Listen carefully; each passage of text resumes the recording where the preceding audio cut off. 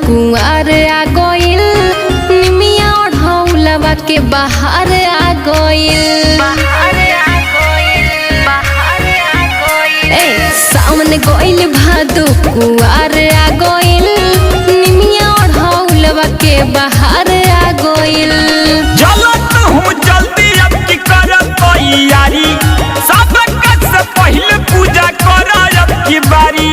बुझलू सुना जाके जल्दी से सामान सारा लावा हो, बुझला काका चाही हो काका चाही तू हमके बता दहो, हम भूला जायब लिस्ट बना दहो।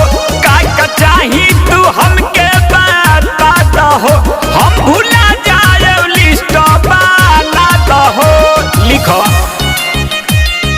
प्रेम से बोली थावे वाली मैया की।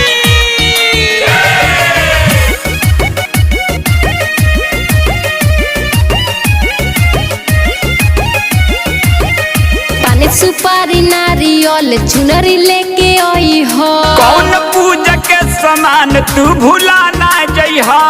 अरे रुखतानी पानी सुपारी नारियल चुनरी लेके आई हो। कौन पूजा के सामान तू भूला ना जइहा। ओने से आके कल सके लिया वो हो। अरे वो होलिया है कनु परी हो।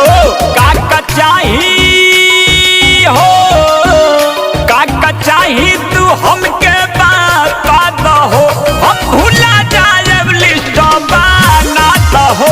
काका चाही तू हमके बता दहो, हम भूला जायब लिस्ट बना दहो।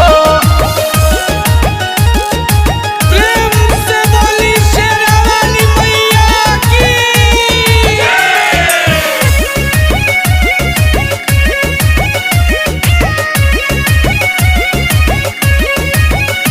एगो हमरो खातिर साड़ी लेके आई हो। हमके जाए तो बाद में तूफान से कहिया।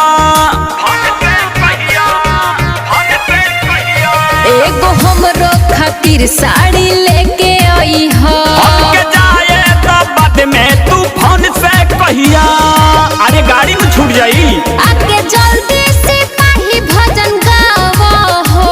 अरे सामान तो जुटावा दो। काका चाही हो काका चाही तू हमके बता दहो, हम भूला जायब लिस्ट बना दहो। काका चाही तू हमके बता दहो, हम भूला जायब लिस्ट बना दहो। हई लिस्ट धरिया जाके सामान लेके आई।